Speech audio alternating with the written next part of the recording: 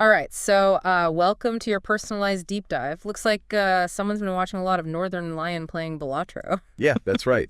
Whole stack of playthroughs here, actually. Quite the Balatro binge, huh? Yeah. Well, we're going to dive into those videos, see if we can help you, the listener, pick up some winning strategies from the master himself. Sounds good. I think it'll be really interesting to see what kind of patterns emerge, across all these different playthroughs, and how those patterns can actually translate into practical tips for you. Okay, so for those who haven't encountered this fascinating game before, Balatro is a card game, Right. but with a bit of a roguelike twist. That's right. Yeah. You build your deck, you're trying to go for strong poker hands, like, full house, straight flush, all that good stuff. Yeah. And then eventually you face off against these pretty fearsome bosses from what I've seen. Yeah. Yeah. They can be pretty tough. But what I find really fascinating about Balatro is that it's not just about luck, or even just knowing those standard poker hands. Yeah. There's a big strategic element to it. Okay. And that involves, for one, understanding how all the different cards interact with each other. Right. Then there's leveraging those special joker cards Oh, yeah. and making smart choices about, when to play a card, when to discard, and even when to skip around, which might sound a little counterintuitive. Yeah. Okay, so there's like layers to this poker, huh? Absolutely. So I'm guessing that's where like those Northernlion fails come in, the ones we see in these source videos you sent us. Because, everyone makes mistakes, right? Even the most seasoned Balatro player. But hopefully we can all learn from them. Well, for sure. You'll notice even a player as skilled as Northernlion, right? Yeah. You can get caught up, in the heat of the moment, and then maybe make a decision that he, ends up regretting later. Yeah, I think we've all been there in some game or another. Right. So we'll definitely unpack some of those moments, those fails, and see what lessons we can all learn from those for you. That sounds great. Now, you mentioned those special jokers. Those seem to be like a pretty big deal in this game, right? Just from the video titles alone, there are some that sound really interesting. Like there's Baron, Blackboard, and even one called a hallucination joker. Right. The jokers are super interesting. So what can you tell us about those? What are those all about? Yeah. So the jokers are, they're kind of like wild cards on steroids in a way. Okay. They can really drastically change the course of the entire game. Mm-hmm. And Northernlion's reactions to them, they're really priceless to watch. So there are different types. Some jokers, they'll give you passive bonuses, like they might, increase your chip count or give you like point multipliers. Oh, okay. But then other ones, they trigger specific effects, or they might even change the fundamental rules of the game in some way. Wow. Okay. So it really is like everything's getting thrown up in the air when one of these jokers appears. Now, you mentioned before that there are different rarities of jokers too. Like, what were they called? Foil, and then hollow and polychrome jokers. What's that all about? Oh, yeah, right. So think of those different rarities, those foils, those hollows, and especially those polychromes. Think of those as kind of like the legendary loot drops of Balatro. Yeah. Right? Okay, yeah, I see. So like the rarest of the rare. Exactly, yeah. Incredibly rare, and they often come with some really, really powerful abilities. Right. So it's no wonder Northernlion, gets so excited when he encounters one of those, especially if it, synergizes well with his current deck or strategy. Yes, synergy. That's a word I've seen pop up a few times in these videos. Is that related to how like certain cards have special interactions, like combos and stuff? It is, yeah. Okay. And understanding those synergies is really, really crucial for mastering Balatro, I think. So Northernlion, he often focuses on building decks that specifically maximize those interactions. Right. Like, he'll combine certain jokers with particular types of cards, or with certain sequences of cards, to get like exponential point gains. Really, really big numbers. Wow. Okay. So I've noticed that Northernlion seems to have this like fondness for what he calls Fibonacci sequences. Can you explain to us listeners what exactly those are in the context of Balatro and why they're so important to his strategy? Yeah, sure. So in Balatro, when he talks about Fibonacci sequences, he's referring to the order of the card values.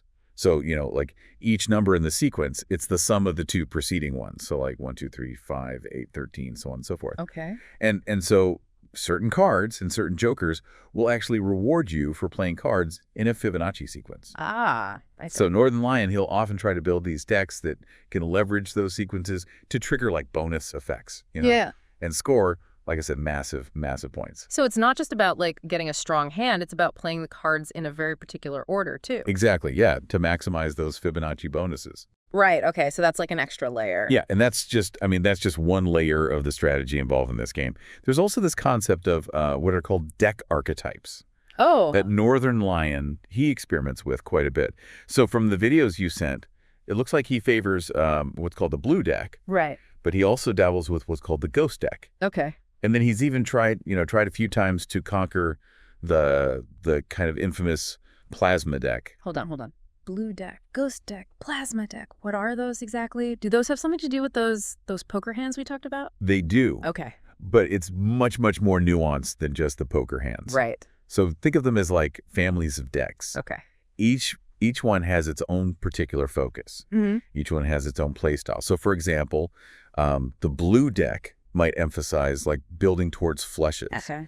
Whereas the plasma deck might rely more on generating a ton of chips and using those chips to kind of power up specific card combinations. So choosing your deck is kind of like choosing your class in a role-playing game. Yeah, that's a good way to put it. Each one has its strengths and weaknesses, and I bet that influences how you even approach the game, right? Yeah, totally, yeah. Yeah. It totally does. And it'll even influence which jokers you might prioritize. I see. Okay. Now, I don't want to give too much away from the videos or anything, but you mentioned this plasma deck, and I have to ask about it just because I've seen some of the video titles, and it seems like there were some really challenging moments there. Oh, yeah. So what makes that deck so tricky? Yeah, the plasma deck it's kind of notorious for its difficulty. Like, it can be incredibly rewarding when it's played well, but it demands this level of like precision Okay. and resource management that can very easily backfire. Right. So one of the things that I think we'll see is how Northernlion grapples with the plasma deck's unique reliance on chip manipulation. Right. Like I said, it can be very unforgiving. It's not for the faint of heart, that's for sure. Ooh, I'm getting like nervous just hearing about this. It sounds like a real like high risk, high reward kind of a strategy. Totally. And that's just one example of like the strategic depth that Balatro offers. Like, there's so much to uncover. Northernlion's favorite card combinations, his techniques for maximizing scores through clever card placement, and even those oh no mistakes that he makes that we can all learn from. Yeah, and speaking of learning, I'm kind of curious about this term that popped up. I saw it called gold steak. Oh, yeah. It sounds delicious, but I'm guessing it probably means something very different in the world of Balatro. Yeah.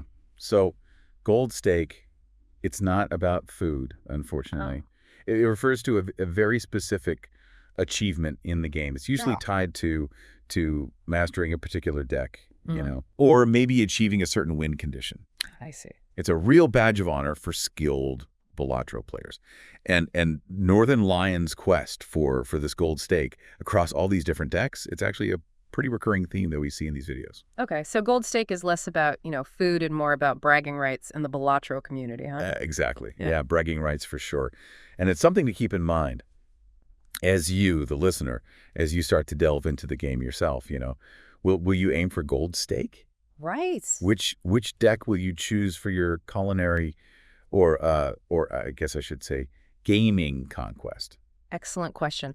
Well, before we get to those gold stake aspirations, I think it's time to break down some of the specific strategies we see in these Northernlion playthroughs. We're going to analyze those moments of brilliance, dissect some of those facepalm mistakes, and really extract those actionable nuggets of wisdom for you, the listener. Let's do it.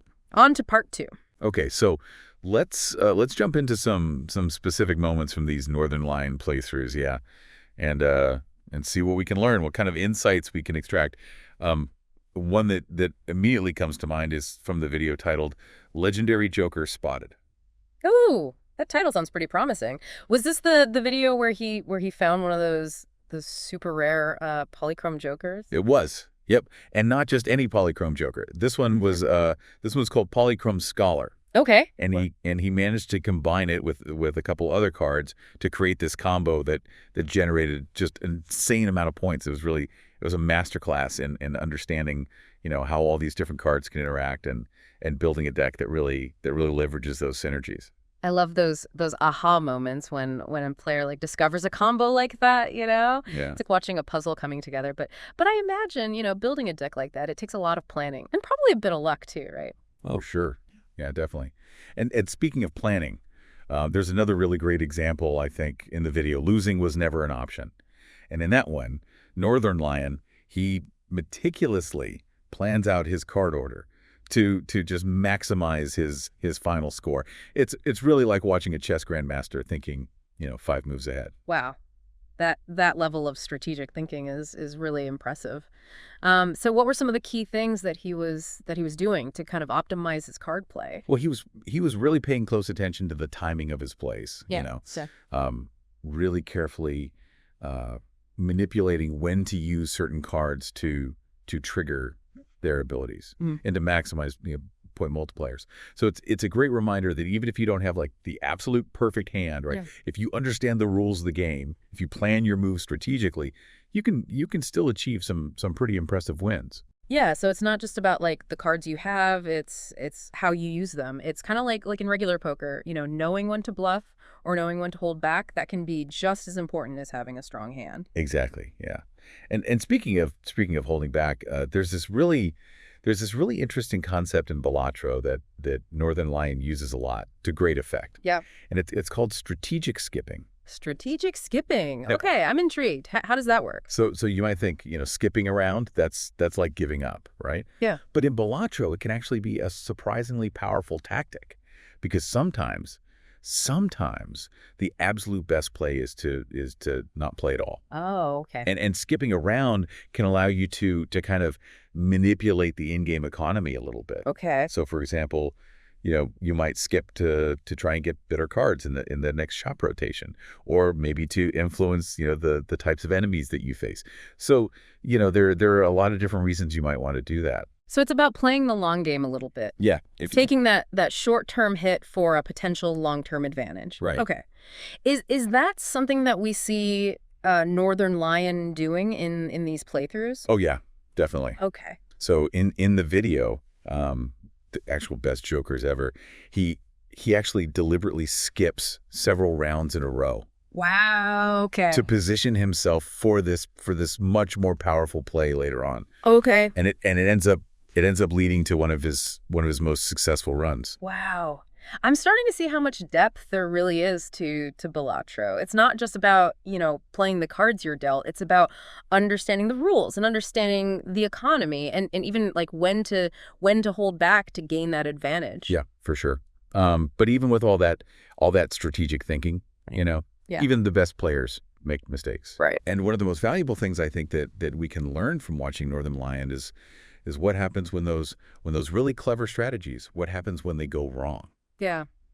And speaking of things going wrong, you mentioned earlier that the plasma deck is notoriously difficult. So what are some of the pitfalls that Northernlion encounters when he's playing with that deck, and what kind of lessons can we draw from those experiences? Yeah, the plasma deck is a really great example of how even a seemingly like powerful strategy, right? Yeah. It can really backfire if you're not careful. So in the video, I will never financially recover from this. Northernlion, he attempts to conquer this plasma deck, and he ends up facing a series of really difficult setbacks that really highlight the deck's unique challenges. It sounds almost painful just from the title. Right. What were some of the key things that kind of tripped him up with that deck? One of the biggest challenges of the plasma deck is that it really relies on managing your chip count precisely, like very, very precisely. Yeah. So the deck kind of encourages you to spend your chips very aggressively early on to trigger these really powerful effects. Yep. But if you're not careful, if you overspend, you can very easily run out of chips, and then find yourself later on in the game unable to buy essential upgrades or to navigate those really tricky situations. Right. So it's kind of a delicate balancing act then. It is. You need to spend those chips to activate the deck's strengths, but you also need to, conserve enough to stay afloat, essentially. I can see how that could lead to some real nail-biting moments. Absolutely. Yeah. Yeah. And that's one of the big lessons I think we can take away from Northernlion's struggles there. Okay. Before you dive headfirst into a complex deck like the plasma deck, it's really, really crucial to understand, all of its nuances, right? Yeah. The strengths, the weaknesses, and how it differs from other decks. Okay. Otherwise, you might end up with a completely depleted bank account and a mountain of frustration. Yeah. Do your research before jumping into the deep end, right? For sure. It sounds like choosing the right deck for your particular play style is just as important as mastering the individual cards and the combos. Totally. And those deck archetypes that we talked about before, they play a huge role in shaping your overall strategy. Yeah. Now, we've mentioned the plasma deck, we've mentioned the blue deck, which seems to be a favorite of Northernlion's. Yeah. But there's another deck that he experiments with that I wanted to highlight. Okay. And it's called the Ghost deck. Ooh, the Ghost deck. Okay, that sounds intriguing. What makes that deck unique? Yeah. So the Ghost deck, it's all about manipulating the discard pile. Okay. So it utilizes these cards that actually gain benefits from having specific cards discarded, either by you or by your opponents. Oh, interesting. So it's a more indirect approach than some of the other decks, but when it's played well, it can be incredibly powerful. So it's kind of like a recycling deck almost. Like you're finding value in cards that would normally be considered, worthless or useless. Exactly. Yeah. That's a great way to put it. And what's interesting is that Northernlion, he doesn't immediately grasp like the full potential of the Ghost deck. Right. He makes some risky plays, he experiments with different combinations, and he ultimately learns how to make this unique deck really work for him. So you see his strategic thinking kind of evolve as he plays. That's almost like he's a scientist, Yeah. conducting these experiments, testing different hypotheses, and then refining his methods based on the results. I love that analogy. Yeah. Yeah. And it really highlights, I think, one of the things that makes watching Northernlion so insightful. It's not just about seeing a skilled player win, over and over again. Yeah. It's about seeing his thought process. Right. Seeing his adaptability and his willingness to learn from both his successes and his mistakes. Speaking of mistakes, you mentioned earlier that even Northernlion has those like facepalm moments. Oh yeah. Are there any specific examples from these playthroughs that stand out to you as particularly valuable learning experiences, things that we can all learn from? Oh yeah. There are quite a few.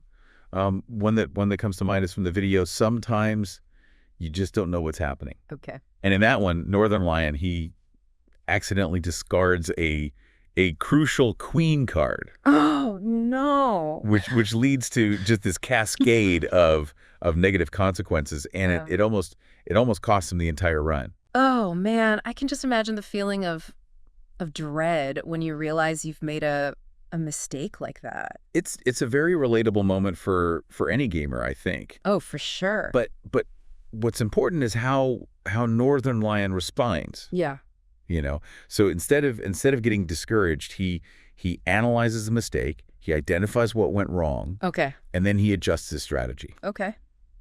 So it's a great reminder that even the best players, they make errors. And the key is to learn from them and to adapt. Yeah, it's all about that growth mindset, right? Absolutely, yeah. Embrace those mistakes, analyze them, and then use them as fuel for improvement. Exactly. And those mistakes often really highlight the importance of understanding the value of every card in your hand, Yeah. and thinking several steps ahead. Right. And being really mindful of the potential consequences of your actions. So careful planning. Yeah. And a bit of foresight, that can go a long way. Now, we've talked a lot about strategy and deck building and all that, but I'm also kind of curious about about the role of those jokers. You mentioned earlier that they can be real game changers, but I'd love to kind of delve a little bit deeper into how they actually impact gameplay. Yeah. So the jokers, I think that's where things get really interesting in Balatro. Okay. They add this element of unpredictability, Yeah. and they can completely shift the momentum of a game. Okay. So some jokers, like the Baron, for example, they provide these passive bonuses that can significantly, enhance your deck's power. Hmm. And we see Northernlion, he uses Baron to great effect in several of his king-focused builds. Okay, so Baron seems to be like a fan favorite, for certain deck types. Yeah, it seems like it. So what are some other notable jokers that kind of stand out in these playthroughs, and how do they influence Northernlion's strategies? Yeah. Well, there's the Blackboard Joker, Mm. which is a bit of a wild card itself, I guess you could say. Yeah. So its effect, it can be incredibly powerful, but it also introduces this level of randomness, Right. that can either make or break your run. Oh, okay. And Northernlion's reactions to Blackboard they're hilarious to watch. Yeah. He seems to both love and hate it at the same time. Yeah, that unpredictable element is really interesting. It sounds like Blackboard is like that high risk, high reward kind of joker. Totally, yeah. Okay. And it really demands a different approach compared to a more straightforward joker like Baron, for example. And there's another one called the hallucination joker. Okay. Which Northernlion, he initially kind of dismisses it as being kind of underwhelming. Right. But as he keeps playing, he starts to realize its potential for generating extra cards and extra points. And his opinion on it shifts pretty dramatically. So even seemingly like weak jokers, they can have like hidden depths. They can. And it's all about experimenting and figuring out how to best utilize them. Yeah, exactly. And what's really fascinating to watch is how Northernlion doesn't just, use jokers kind of in isolation. He'll often combine them with very specific cards or with specific sequences of cards to create these really powerful chain reactions. Oh, wow. So, for example, in one playthrough, he combines the Baron Joker with a series of king cards and these special seals to create like a point explosion that's really spectacular to watch. Hold on. Seals? What are those? I don't think we've talked about those yet. Right. So seals are another unique element of Balatro. Okay. So they're special cards that can be attached to other cards to either grant them additional abilities or to enhance their existing effects. Oh, interesting. So they add yet another layer of complexity to the game. Yeah, so it's almost like you're crafting these super powered cards by combining, jokers and seals and the regular cards. That's pretty amazing. I can see how that could lead to some really creative and really powerful combinations. Totally, yeah. And that's one of the things that I think makes Balatro so engaging to play. There's this constant sense of discovery as you unlock new cards, you find new jokers, and you experiment with all these different combinations. It's really like a puzzle with endless possibilities. Yeah, before we move on, I want to circle back to something you mentioned earlier, gold stake. So you said it's kind of this prestigious achievement in the Balatro community, and it's often tied to mastering those specific decks. What can you tell us about Northernlion's pursuit of gold stake in these playthroughs? Like, what decks does he try to conquer, and what are some of the challenges that he faces? Yeah, so Northernlion's quest for gold stake, it's a recurring theme, I think, throughout all of these videos, Yeah. And it provides a really great, I think, framework for understanding, the depth and the challenges of the different deck archetypes. Mm-hmm. So one of the first decks that we see him attempting to master is the blue deck, which as I mentioned seems to be one of his favorites. What makes the blue deck so appealing to him? Well, the blue deck, it's known for its consistency and its focus on building towards flushes. Okay. So it's a relatively straightforward deck to learn, I think, but it has a very high skill ceiling, which makes it a good choice for both beginners and more experienced players. Okay. And Northernlion, he seems to really appreciate its reliability, and its ability to generate these consistent point gains, even if it might not have the same explosive potential as some of the other decks. So it's kind of a solid all-around deck then. Yeah, it's a good one to start with, for sure. That rewards careful planning and consistent execution. Yeah, for sure. And it's a stark contrast to the plasma deck, which we've already discussed. So, the plasma deck it's all about, like I said, that high risk, high reward, and it demands that precise chip management. Yeah. And a very deep understanding of its unique mechanics. Yeah. So Northernlion's attempts to achieve gold stake with the plasma deck, they're some of the most intense and often hilarious moments in these playthroughs. I bet, yeah. It sounds like the plasma deck is a real test of skill and patience. It is. It absolutely is. And it's not the only challenging deck that Northernlion tackles. He also tries his hand at the ghost deck, which as you recall focuses on manipulating that discard pile. So achieving gold stake with the ghost deck, it requires a completely different approach, Yeah. compared to the blue deck or the plasma deck. Right. It demands a much more indirect play style. You need a keen eye for those card interactions. Okay. And a willingness to take some calculated risks. It's amazing how each deck seems to require its own mindset and approach. It really does, yeah. It's like learning a new language or mastering a different musical instrument. That's a really great way to put it, yeah. Yeah. And that's one of the things that makes Balatro, so captivating. It's not just a single game. It's a collection of all these different gameplay experiences, really. Each one with its own challenges and rewards. Okay, so we've explored some of Northernlion's strategic approaches. We've analyzed his deck choices. We've witnessed his triumphs and his struggles, in his quest for gold stake. But beyond the gameplay itself, I'm also curious about those moments where we get a glimpse into Northernlion's his personality and his thoughts and his life outside of Balatro. Yeah, those are really great moments. Those are what make these playthroughs so engaging. Right. They remind us that even the most skilled, the most skilled gamers, Yeah. they're still real people with lives and passions and quirks that extend beyond the digital world. Yeah, for sure. And in these videos, we see him sharing anecdotes about his family, his daughter. Yeah. His love of blueberries, I think, came up at one point. Right. Even his opinions on movies and celebrities. Oh, right. It's all in there. And those little glimpses into his life outside of gaming, they add, I think, this really, really wonderful layer of depth and relatability to his gameplay. They remind us that he's not just this gaming machine. He's a husband, he's a father. Yeah. He's a film enthusiast, and yes, he's a passionate advocate for local blueberries. I love that. Yeah. It makes the whole experience much more human. It connects us to him, I think, on a much deeper level. Totally.